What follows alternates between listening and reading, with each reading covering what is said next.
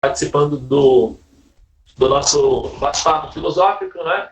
Hoje nós vou dar continuidade na história de ontem, né? Você lembra, Karuna, onde é que nós paramos ontem?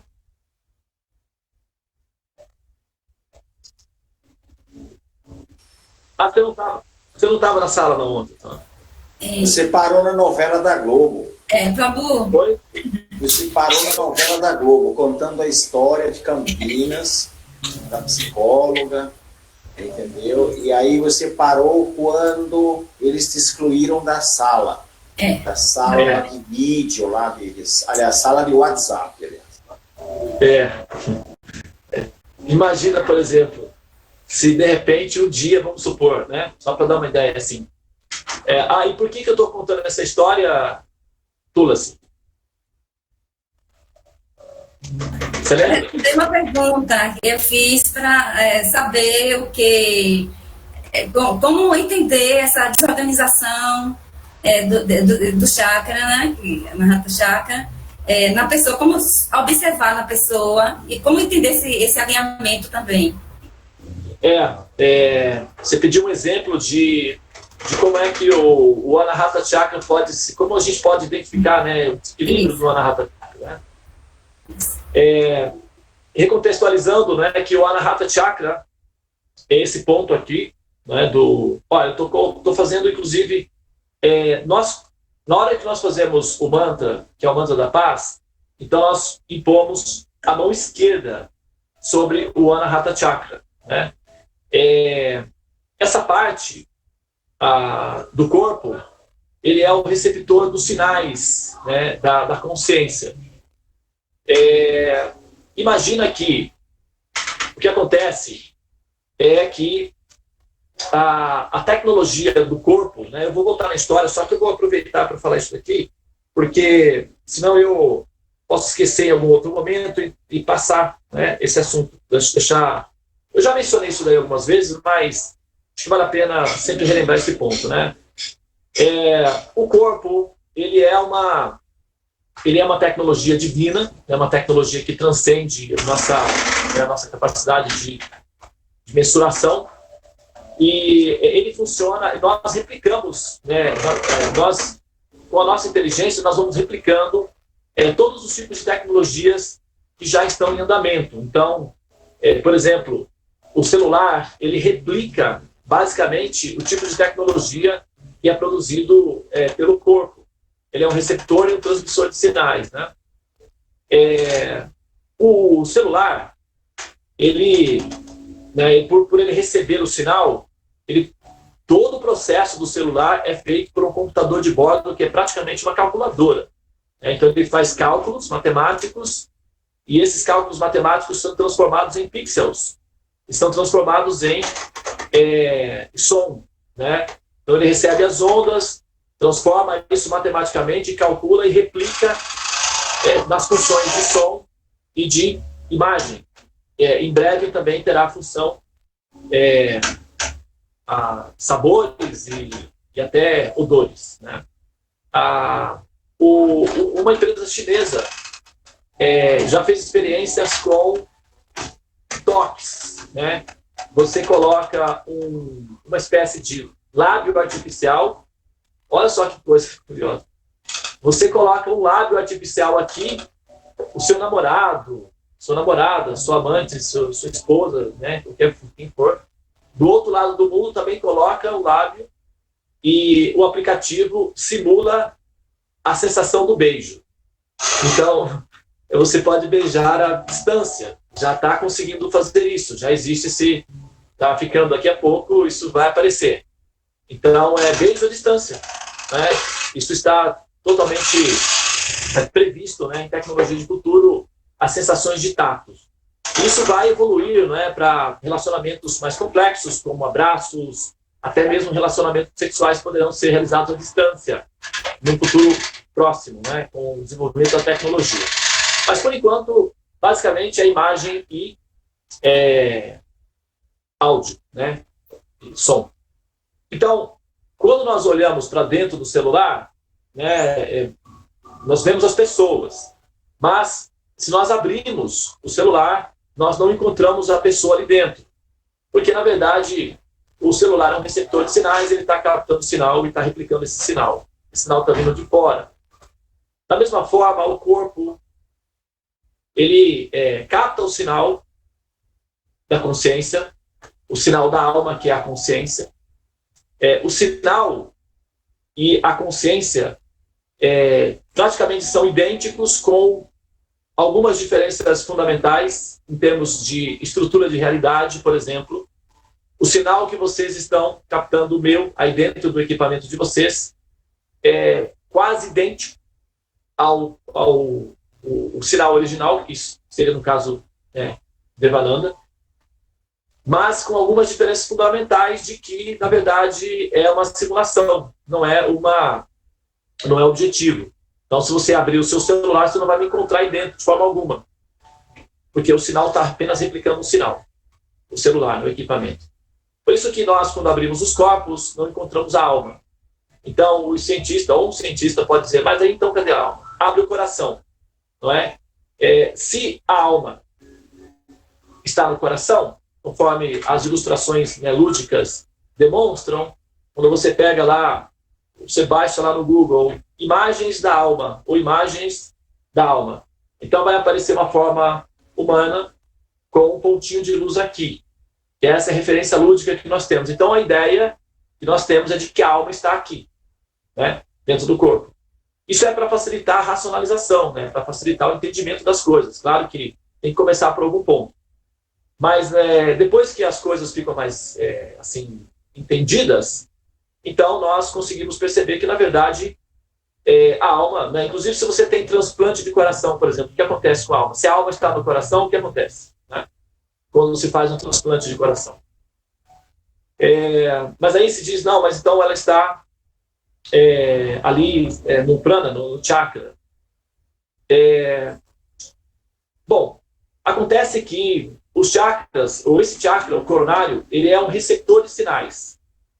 Então ele recebe o sinal, que é a consciência, a alma, como nós estamos lidando com a metafísica védica, e nós sabemos que o mundo material é uma simulação, não é real.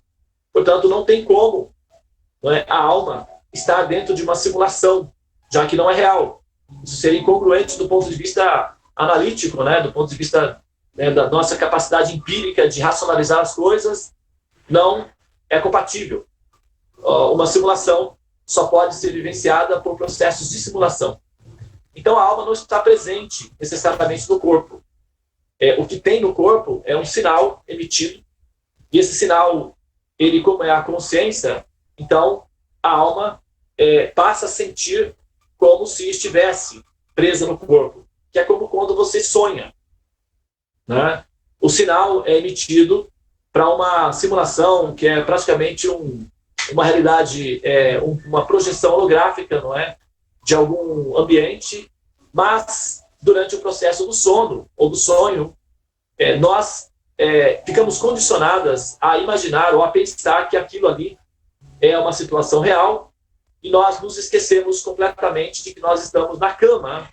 Você pode estar em Salvador, em Brasília, em São Paulo, mas se você sonha que está subindo os Himalaias, então, no momento em que você sonha que está subindo os Himalaias, a percepção de que você está dormindo na cama em São Paulo é isolada. Então, praticamente, você está em estado de hipnose, você está sob hipnose. E essa hipnose condicionante faz com que você sinta as sensações até do frio enquanto você sobe nos Himalaias. Isso é funcional. O cérebro aprende com as experiências virtuais. Então,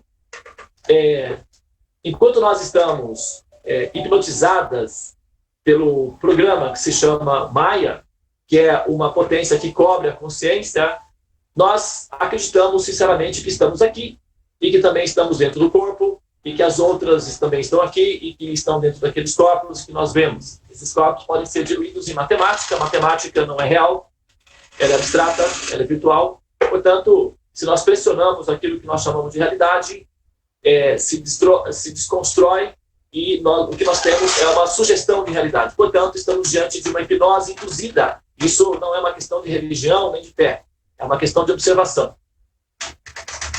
Agora,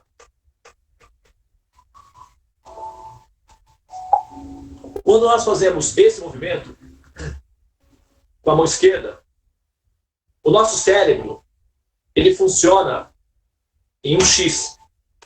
Tá? A operação dele é um X. O lado direito do cérebro opera o lado esquerdo do corpo. O lado esquerdo do corpo opera o lado direito do cérebro. Então eles trocam dados, né? O motivo por que ele é estruturado dessa forma tem as suas funções, né? Como, por exemplo, quando você, por exemplo, pedreiros, né? E pessoas que constroem sabem disso. Você faz a amarração na fundação, né? Você pega os ferros e você trança os ferros para que eles fiquem bem firmes na fundação. Então, esse cruzamento de dados é uma espécie de trançamento, né? Você trança e você consegue uma coluna bem estável, que é o próprio corpo. Então, é tecnologia, né? Só que o lado direito do cérebro, ele tem a funcionalidade de exercer reações ou exercer funções ligadas aos aspectos metafísicos, não é? Que é a nossa capacidade de pensar de forma extra-humana. E o lado esquerdo é o aspecto analítico, pragmático, funcional, que é onde está a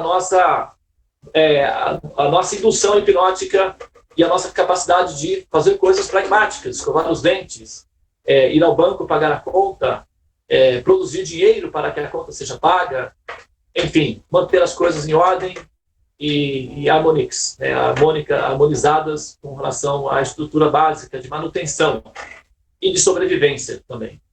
Então, a parte esquerda do cérebro é matemática, técnica, pragmática, analítica, funcional, racional, no sentido básico, né? Quando essa racionalidade ela amadurece, ela evolui, ela se torna superior, então ela se torna metafísica. E ela foge da física, transcende a física e se torna metafísica. E é nesse ponto que o conhecimento védico se especializa para dar assistência àqueles que superam o módulo básico da utilização do equipamento, que é o raciocínio pragmático, e eventualmente se interessa por lidar com os temas da metafísica, que é o que transcende a característica humana. Bom, por isso o coração tem uma inclinação para o lado esquerdo, né? Amigo é coisa para se guardar do lado esquerdo do peito. Por quê? O lado esquerdo está sendo operado pelo lado direito. E o lado direito tem as funções de emoção, as funções artísticas, as funções metafísicas, as funções de evolução espiritual, de meditação, as funções iógicas, todas as funções sutis, suaves e que exige uma certa estética de beleza e de flexibilidade emocional está do lado direito, é a inteligência emocional, né? E quando nós colocamos a mão esquerda, nós estamos ativando o lado direito do cérebro. E na hora em que nós entoamos os mantras, nós levantamos a mão direita, nós estamos com a mão esquerda, nós estamos recolhendo as funções que é o lado direito do cérebro, é aí onde está as operações funcionais espirituais. E o lado esquerdo, então, fica submetido ao controle do lado direito, que é o espiritual. E é nesse momento, então, que a glândula pineal se adequa à função a qual ela está destinada a atuar, que é fazer operações extrafísicas, operações metafísicas e ativar a nossa capacidade espiritual de nos conectar com a fonte, que é a verdade absoluta, que é o criador de toda essa tecnologia e que é o administrador de todo o processo da evolução ao qual nós estamos submetidas enquanto almas centelhas divinas. Muito bem. Então, essa parte do corpo é onde fica o receptor dos sinais. E essa parte do corpo, que é praticamente, não é assim, a metade, porque os chakras, eles começam a partir do cóccix, não é? E então aqui nós temos a parte do meio dos chakras, é quando a entidade viva, ela já alcançou a média mínima de entendimento de existência, já se saturou o suficiente com as experiências de a conquista de poder, ela então é aceita no Anahata Chakra, mas com resíduos, porque a pessoa não se purifica 100%, né? Ela sempre leva consigo o princípio do poder de forma egoísta. O princípio de poder, ele é uma característica intrínseca à alma, portanto nunca vai desaparecer, ele pode se adequar à sua função suprema, que é submetido ao amor. E a compaixão é o antídoto que submete ou que domestica o sentimento de controle de posse do outro, que é a posição de Deus. Então, sempre que nós estamos assumindo para nós a posição de Deus, isso é considerado característica de um paciente condicionado, que é, na verdade, basicamente um paciente na clínica, né? Então, ainda não tem condições de ser liberado da clínica. Por isso, continua nascendo no ciclo do samsara. Quando a alma entende que ela é uma serva eterna, que a característica dela principal é de servir as demais e não de dominá-las, explorar as demais, então essa posição é a posição perfeita, e a alma então começa a ter sanidade espiritual a partir desse momento, desse entendimento. Tá? E acontece que nesse campo as pessoas estão, como eu disse no vídeo anterior, predispostas a aprender, predispostas a se adequar a algum tipo de disciplina, algum tipo de sadhana, algum tipo de... E aí é onde aparecem, onde se tem a oportunidade para aqueles que são um pouco mais articulados, bem articulados, para então expressar as suas psicopatias, né? E é onde aparecem os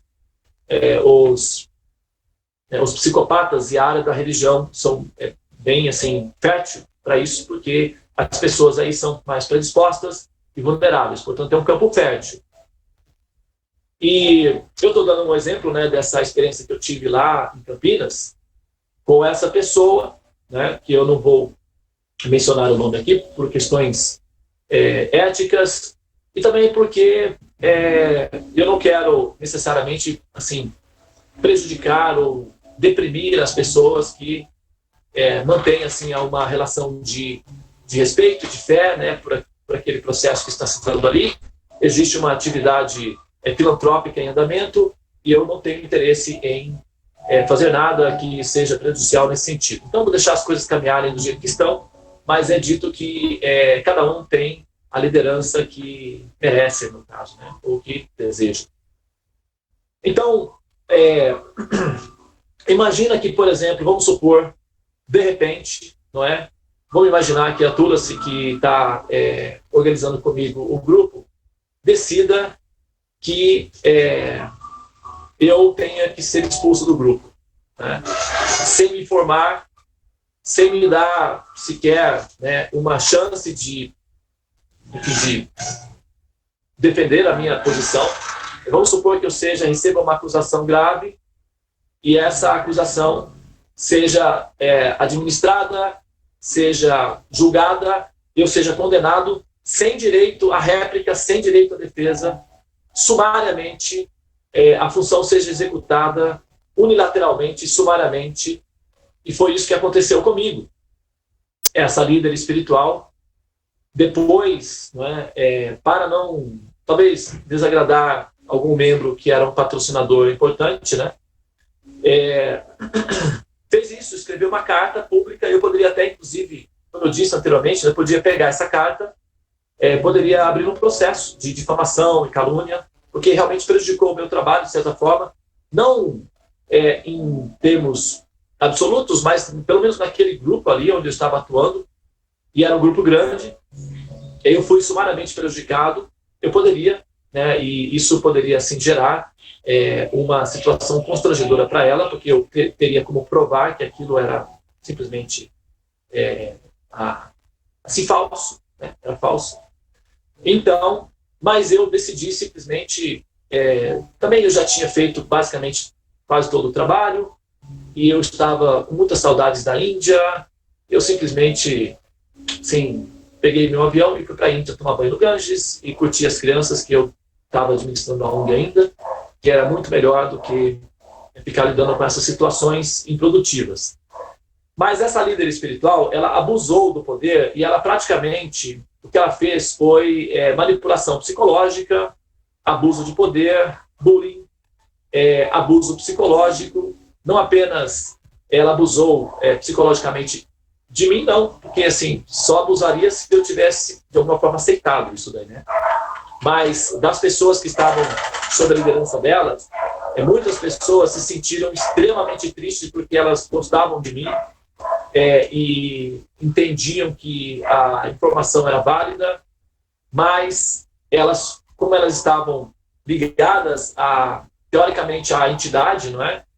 E a entidade teria dito que era para, assim, me expulsar do grupo, então elas não tiveram outra alternativa a não ser obedecer à entidade e também não tiveram o critério de questionar a autenticidade da entidade. Porque, veja bem, olha só, como aconteceu com Moisés, não é? Quando Moisés foi orientado para descer a montanha e matar as pessoas, ele ouviu a entidade, né? A fumaça era uma fumaça negra, então isso me lembra, de certa forma, Rahu, que é fumaça. E ele recebeu a ordem, desce e mata todo mundo, criança, mulher, velho, todo mundo. Só salva as novinhas, que são as virgens. Aí vocês podem ficar com essas para vocês. Ou seja, o incentivo para matar é ter as meninas, né? Espólio de guerra é muito comum nas guerras, os soldados descerem e entrarem nas cidades para dominar as cidades com entusiasmo, porque eles querem, na verdade, depois desfrutar das mulheres, dos recursos ali. Então, eles acabam sendo soldados valentes, assassinos cruéis, porque depois tem o prêmio, que são as mulheres, que vão ser estupradas, né?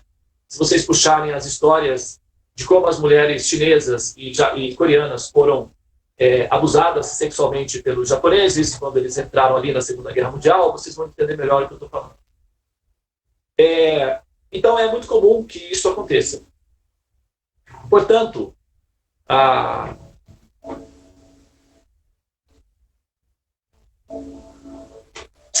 quando o Moisés foi orientado a descer e matar as pessoas, o prêmio seria, para os soldados, preservar as virgens. E aí eles poderiam tê-las como escravas sexuais, né? E os soldados desceram, então, entusiasmados para matar. E mataram muitos.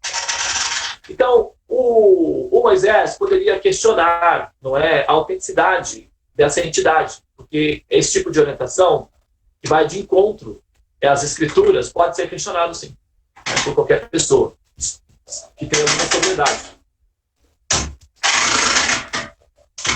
Quando Arjuna foi confrontado por Krishna para lutar na batalha de Kurukshetra, a problemática do Bhagavad Gita se deu em função de que Arjuna questionou a autenticidade dessa orientação, não é? E todo o Bhagavad Gita foi em torno de entender a autenticidade da Suprema Personalidade de Deus com base nas orientações. E nesse caso específico que aconteceu lá em Campinas, a entidade primeiro me exaltou, falou glórias de que eu era uma pessoa amiga, de que eu já tinha uma história antiga como um conselheiro da humanidade, até tinha sido um senador romano importante, com muitos recursos, que teria traído o Império Romano para proteger os cristãos. Enfim, ficou parecendo que, até de certa forma, tudo bem, para mim, isso não me abala muito, porque a gente aprende como monge e como representante dos Vedas que nós somos semelhantes a caixas de supermercado ou caixas de um banco, ou um carteiro, né? Um carteiro pode levar até uma pessoa uma carta que é um cheque de 100 mil reais, por exemplo. Ele toca em 100 mil reais, mas não pertence a ele. Um caixa de banco, ele toca o dinheiro o dia inteiro. Mas se ele pensar que aquele dinheiro pertence a ele, pronto, é crime. Não é? Ou caixa de supermercado. Assim, aqueles que representam o conhecimento védico sabem que todos os elogios oferecidos pertencem aos Vedas, pertencem aos mestres superiores, pertencem a Deus. Porque sem os conhecimentos védicos, a pessoa simplesmente é uma alma condicionada. Só isso, nada mais. Então, todo o elogio que é oferecido ao mestre espiritual, ao representante do mestre espiritual, ele sabe que aqueles elogios são oferecidos para Deus, são oferecidos para o mestre interior, para os conhecimentos védicos, e que toda a reverência se vai para o Supremo. Como Jesus, certa vez, alguém disse para ele, bom mestre. Aí Jesus disse, bom é Deus, eu estou na minha missão aqui. Tudo bem, você pode elogiar, porque isso é bom para você, já que isso faz parte do processo da sua purificação individual. Mas eu quero que você saiba que o meu entendimento de que bom é Deus. Então, o mestre espiritual autêntico, ele se posiciona dessa forma. Então, todos os elogios que eu recebi, de que eu era uma personalidade grandiosa, um evento super fantástico, aquilo não me deixou nem um pouco diferente. Porque todas as orientações, todos os elogios, no final, eles só existem, só são possíveis devido aos conhecimentos védicos e ao mestre espiritual anterior. Sem esses recursos, nada sou, né? A não ser uma alma condicionada, praticamente uma paciente numa clínica para almas condicionadas. Mas o que aconteceu foi que logo em seguida, a entidade, que seria o espírito da vovó e da menina lá, que eu esqueci o nome, e do Eurípides Barçanurso, mudou de ideia a meu respeito. E passou a dizer que eu era um charlatão, um falso profeta, talvez, coisas assim, dessa natureza. Então eu fiquei assim pensando, como é que as pessoas não questionam esse posicionamento? Porque se uma hora a entidade diz que eu sou uma grande personalidade, na outra diz que eu sou um charlatão, que entidade é essa? Ou essa entidade está bêbada, não sabe o que está fazendo, ou então a líder espiritual está se apossando da autoridade das entidades e mentindo a meu respeito. Uma das duas coisas está acontecendo. Porque se no momento eu sou glorificado em público como sendo um representante, amigo de uma entidade espiritual altamente elevada, tem até um CD com uma gravação, inclusive tem um livro que foi transcrito e está escrito no livro, transcrito pela entidade, foi publicado esse livro, eu tenho o CD e no livro no CD a entidade fala a meu respeito, me indicando, orientando que as pessoas me procurem para aprender os conhecimentos que estão vindo, que é uma renovação do conhecimento e tal. Tem o CD, tem o livro, tem tudo registrado para demonstrar que eu não estou mentindo. E, de repente, a entidade volta com uma outra teoria completamente absurda, como se a entidade tivesse se enganado absurdamente. Então, uma entidade espiritual que tem um engano tão grosseiro quanto esse, ou é uma trapaça, ou é uma enganação, ou então a própria líder espiritual se apossa do direito de falar em nome da entidade e faz lambança, para não falar outra coisa. Vamos falar que é lambança, vamos deixar na lambança, vamos ficar na lambança. Eles vão poder falar outra coisa também, mas vamos ficar na lambança, que lambada, lambança, tudo igual. Então, eu fiquei pensando, como as pessoas que são seguidores de religião são vulneráveis, aos psicopatas, porque, veja bem, uma pessoa poderia questionar, não é? Mas escuta, a entidade desce e fala que ele é uma grande personalidade, agora a entidade desce e fala que ele é um charlatão que não pode nem falar com ele.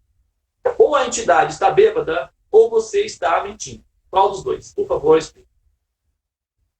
Mas não houve esse questionamento. O grupo em massa, mais de 200 pessoas, simplesmente pararam de falar comigo, não respondiam às minhas mensagens. Eu fiz até aproveitei para fazer um laboratório, de estatística. Eu contei, quantas pessoas tinha no grupo e com quantas pessoas conseguiriam furar esse bloqueio dessa teia, dessa ilusão que estava em andamento. e umas 5 pessoas conseguiram furar o bloqueio do grupo todo. Então eu vi o quanto, naquela experiência, eu vi o quanto pessoas que são, assim, emocionais, que são apenas seguidores de religião e que são muito emocionais, são improdutivas também. Porque, veja bem, lidar com pessoas emocionais significa você carregar um grande peso de pessoas ignorantes. Não vale a pena ser adorado por pessoas ignorantes. Porque no final é um grande peso e um equipamento tão pesado assim não consegue subir. É preciso estar leve para subir. Então, eu, não é, assim, a partir dessa experiência, eu entendi que, na verdade, o fato de nós buscarmos, não é, a nossa evolução espiritual sem conhecimento, sem ter conhecimento real de como é que funciona o processo da evolução espiritual, nos torna favoráveis e objetos de manipulação de pessoas que se utilizam do termo divindade para exercer os seus controles, as suas posses, né, as suas psicopatias individuais. E esse foi um exemplo muito prático de que uma pessoa que tem toda a possibilidade de exercer uma função espiritual autêntica, assim, pode eventualmente perder o controle devido ao excesso do êxtase produzido pelo poder, que foi mais ou menos o caso da Flor de Lis, o caso do João de Deus, eventualmente também do Prembaba, e dessa pessoa, que eu não vou citar o nome porque o trabalho que ela faz induz as pessoas a fazerem com crianças, vale a pena o meu silêncio. Só por isso, porque se ela fosse simplesmente uma líder espiritual, eu a denunciaria como uma pessoa que, infelizmente, está cometendo um grande erro. Mas, devido às crianças, eu me contive. E vou me conter. E, para mim, eu vou assumir isso como uma experiência de evolução. E não vou tomar nenhuma atitude prática em relação a isso. É por respeito às crianças que recebem ajuda dessa comunidade. Mas, para mim, está muito claro que ela é uma pessoa desorientada, assim, do ponto de vista psicológico, e um yogi caído. E, em algum momento, ela vai ter que deparar-se com essa realidade, né? Um dos argumentos que ela utilizou para me denegrir é de que eu tinha feito a previsão de que uma pessoa poderia, eventualmente, num determinado período, vir a falecer se permanecesse numa certa atitude que estava em andamento. E ela, então, questionou se um ser humano seria capaz de fazê-lo. E isso me definia automaticamente como um charlatão, um enganador. Só que nesse mesmo período, mais ou menos naquela época foi 2017, então em 2014, mais ou menos, em 2014, eu vim ao Brasil e a minha mãe cuidava do meu filho, assim, ela, quando viajava, ela ficava com a minha família e tal, a gente tinha uma relação assim, né? E nós fomos passar o Natal junto com os meus irmãos lá no interior de São Paulo e tal. E aí um dos meus irmãos falou que o meu irmão, que agora ele tá bem e tudo, ele estava tendo um problema de reumatismo e o braço dele tinha secado. Estava secado. E ele é mecânico, então ele depende do braço para trabalhar. Eu fui a Curitiba para ver a situação e vi o meu irmão, ele estava realmente assim, né, com o braço assim, parecido com... E eu perguntei para ele o que foi que aconteceu, ele falou que não sabia e tal, e o meu irmão me chamou, outro irmão meu me chamou no canto e falou, sabe o que ele fez? Ele tinha bebido e levantou a mão para a mãe. Depois que ele levantou a mão para a mãe, ameaçando de bater na mãe, estando sob efeito de álcool, a mão dele começou a secar. E a minha mãe, ela é uma mulher santa. Eu, assim, tenho como demonstrar isso daí. E não é porque é minha mãe, não. É porque dá para fazer umas referências em relação a isso. E a mão do meu irmão começou a secar em função disso. Eu então expliquei para ele, abri o mapa dele, expliquei para ele que nós tínhamos ainda com a nossa mãe mais ou menos 3 ou 4 anos. Depois de 3 ou 4 anos nós não teríamos mais a mãe entre nós, ela sairia do plano. Chamei os meus irmãos, a minha família toda, reuni toda a minha família, informei a minha família que nós tínhamos 3 ou 4 anos a mais com a minha mãe. E que era para aproveitar o momento, para vivenciar com ela, fazer as pazes, enfim, perdoá-la dos excessos maternais, etc., e fazer amizade e curtir o momento que era uma despedida. Tinha 3 ou 4 anos para fazer isso. Então eu redigi uma carta e falei, eu vou escrever a carta, você pedindo perdão para ela, você vai assinar a carta, a esposa dele e a filha mais velha dele estavam presentes como testemunha. Você vai ler a carta, você vai assinar a carta, eu vou levar a carta para a mãe, ela vai ler a carta, eu vou pedir para ela mandar uma carta de volta para você, e você vai convidar a mãe aqui para ela jantar com você e, enfim, dar um abraço e ficar tudo bem. Aí ele concordou, fez a carta, ele foi assinar a carta com a mão esquerda, eu falei, não, com a mão, essa outra, a mão direita que está secando. Ele pegou lá, com toda a dificuldade, assinou a carta com a mão que estava secando. Levei a carta para minha mãe. Um mês depois, a mão dele voltou ao normal. Completamente normal. Totalmente normal. E a minha mãe aceitou o pedido de perdão e tal. Se emocionou, chorou, escreveu outra cartinha. Eu escrevi para ela. Ela assinou, levei para ele. Ficou tudo bem. A mão dele ficou normal. Já estava 1 ano com a mão secando. Os médicos não sabiam do que se tratava, dava remédio, não resolvia. E estava secando e começando a cair a pele, sabe, assim. E a mão dele voltou normal e hoje ele está completamente normal.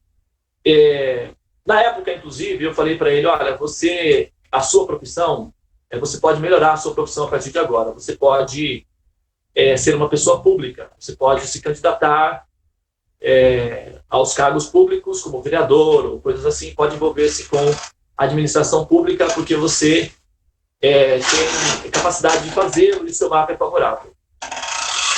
Esse ano, ele mandou para mim, isso depois de 7 anos, acho que 8 anos, ele mandou para mim o folder dele, o santinho dele, que ele saiu candidato a vereador lá na cidade, com alta possibilidade de vencer, porque ele é muito carismático e uma pessoa muito simpática. Então ele mandou para mim antes de ontem, acho que 2 dias atrás, o folder dele. Bom, isso aconteceu na época em que eu estava em Campinas, passando por essa experiência de que eu estava sendo acusado de charlatão e tal. Era o último ano da minha previsão e eu estava sozinho em Campinas, um pouco triste com essa situação. A minha mãe estava no sertãozinho. Eu telefonei para minha mãe e disse, mãe, a senhora não quer vir passar o Natal comigo? Porque eu não vou poder ir ao sertãozinho. A senhora passou centenas de natais aí, né, em sertãozinho, e o pessoal aí é só festa, churrasco, cerveja. Eu não queria, assim, entrar nesse humor esse ano, eu queria ficar mais introspectivo. A senhora não poderia vir? E a gente pode ir na missa, na matriz, assistir uma missa gregoriana. Aí ela falou, filha, eu gostei da ideia, sim, vamos. Então ela veio, passamos a noite de Natal, nós fomos na missa juntos, assistimos uma missa estilo gregoriana, depois não tinha Uber para a gente ir embora, nós fomos embora de carona com um grupo de travestis, na verdade, que eles estavam ali, curtindo ali, e aí eles conseguiram um táxi, e a gente estava lá tentando encontrar um táxi, não tinha táxi, eles falaram, vocês querem ir com a gente? Aí nós entramos. Então nós saímos da missa e entramos num táxi com um grupo de travestis. Foi bem engraçado. Eu falei, mãe, imagina se outra pessoa vê essa cena e conta para o seu pastor lá, para o padre, o que ele não vai falar? Você, como jovem, num grupo e tal, foi bem engraçado. Daí nós paramos no bar, porque não tinha mais nada aberto, a gente, né, assim, nós vacilamos, porque a gente achou que a gente ia para uma pizzaria, jantar juntos e tal. E, na verdade, tinha um bar aberto no caminho, e ele tinha lá pastel frito. né, e batata frita. Então pedimos uma batata frita, eu peguei um pastel frito, ela tomou uma cervejinha, eu tomei suco de laranja, e a nossa ceia de Natal foi assim. A minha despedida da minha mãe foi assim. 3 meses depois, eu estava em Salvador, 2 meses depois, na verdade. Fui para Salvador, passei o Natal, janeiro, fevereiro.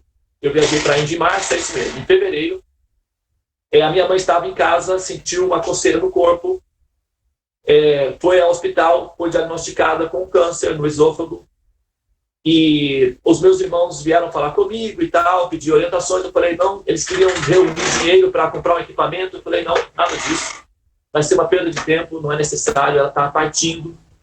O médico me chamou e perguntou o que eles deveriam fazer. Eu falei, não faça nada, não abra, não precisa fazer nada disso, só dá o melhor tratamento para que ela se sinta bem. Então, eles concordaram, que eles disseram que essa seria realmente a melhor condução, fazer cirurgias, quimioterapia só ia provocar sofrimentos e ela ia acabar falecendo porque já estava numa metástase muito evoluída. Então, os médicos concordaram com a minha opinião, eu informei a família, e a minha mãe, ela não precisou tomar morfinas, absolutamente nada, ela ficou só com remédios, ela ficou totalmente amarelinha, ficou parecendo uma banana madura. Mas ela não sentia dor nenhuma, absolutamente nenhuma. E eu tive um sonho com ela, e relatei o sonho para ela. Eu falei, mãe, no meu sonho, a senhora chegava no céu e abraçava Jesus, ele estava sorridente, e você abraçava ele como se ele fosse seu filhinho. Então, ela chorou e disse, mas esse sonho reflete completamente meu coração. Inclusive, eu me preparei a vida toda para me reencontrar com Jesus. E agora que eu fecho os olhos, pensando que já já eu vou me encontrar com ele, me dá uma sensação tão deliciosa que eu sinto o cheiro do perfume e do cabelo dele. Eu estou com muita saudade dele. E estou muito feliz porque eu estou indo para ele. Então, eu precisava ir a Salvador porque eu tinha uma agenda lá. Eu queria, assim, tentei adiar o máximo possível para esperar a partida dela, mas não foi possível. Ela falou, vai, meu filho, pode ir, que está tudo bem. Eu fui para Salvador, ela falou, a gente já curtimos o Natal juntos, já nos despedimos, agora vai fazer seu trabalho, porque tem muita gente precisando de você.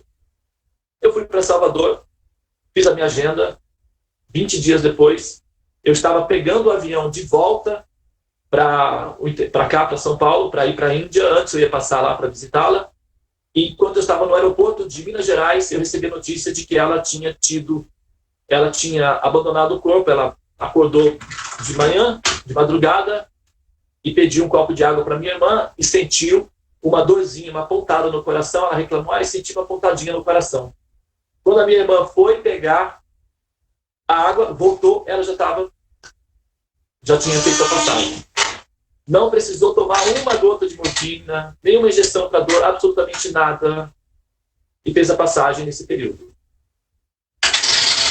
Então, o meu irmão, que estava com um problema na mão, me chamou e falou, olha, maninho, muito obrigado, porque se eu não tivesse aprendido isso, talvez eu tivesse perdido no meu braço, e eu estava aqui hoje chorando, pedindo perdão, mas assim no desespero. Mas eu pude fazer tudo antes, então estou muito em paz com tudo isso. A minha família já estava toda preparada psicologicamente para a passagem dela, e de mim para mim mesmo esse lembrete, eu não sou um charlatão. E essa senhora é uma confusa, porque ela está tomando a posição de Deus, controlando a mente das pessoas, e ela está fazendo isso com base na ideia de que ela é um médium espiritual altamente elevado. Então, o orgulho precede a queda, né? E claro que ela vai ter atenuantes, porque ela está, assim, apesar de vivenciando a experiência de curtir a própria fantasia individual de ser um presente de Deus para a humanidade, ela está fazendo uma coisa muito boa, que é cuidar das crianças. Então, vai ter atenuantes, sim, com certeza. Porém, ela está confusa. Então, essa é a história, né? E só que, assim, Não faço isso, eu não faço isso, eu não fico fazendo isso, prevendo assim, a passagem das pessoas, eu não faço isso, tá? Não é uma coisa, não é algo que é uma frivolidade, assim, muitas pessoas já pediram isso para mim, eu neguei. Inclusive, deixa eu ver se tem uma pessoa aqui, deixa eu ver. Se tem alguém aqui, não vou citar o nome, pode ficar tranquilo, tá? Não está aqui presente na sala, mas tem uma das pessoas que fez uma comigo recentemente, jovem, que estava tendo sonhos e tal, que queria muito saber esse princípio.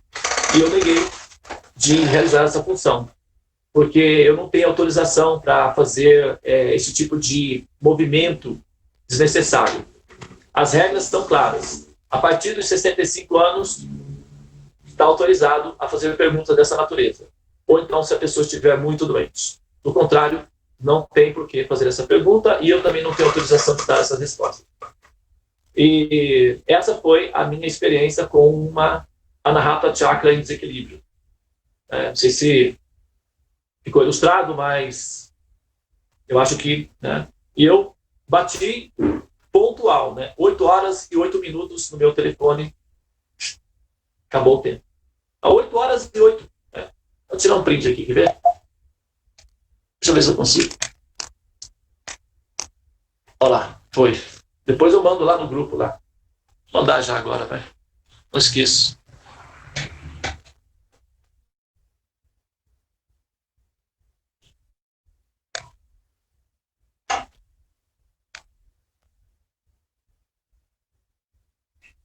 Olha lá, 8 e 8, né?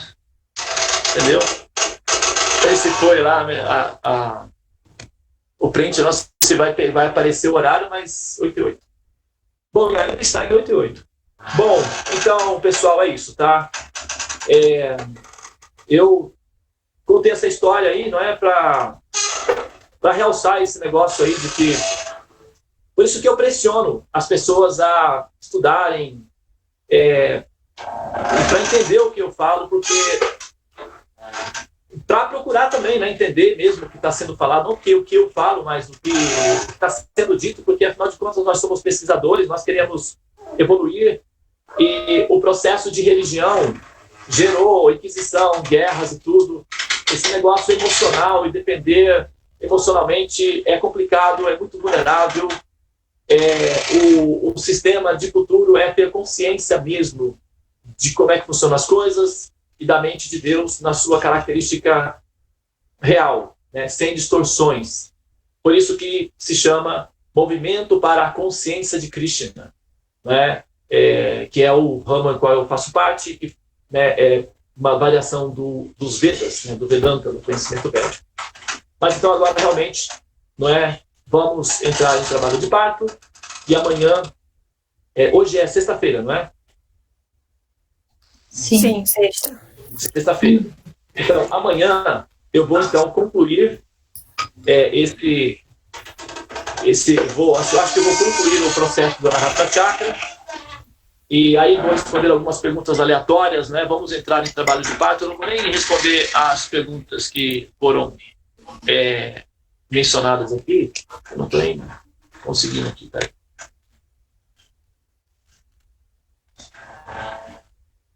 Não vai dar nem para ver, não estou estranho aqui, não estou conseguindo nem visualizar as mensagens. Então vai ficar para amanhã, tá bom? Vamos então, pessoal, vamos entrar em trabalho de parto? Bora. Bom dia, boa sexta, pessoal. Bom dia, excelente dia, namastê a todos. Bom dia a todos.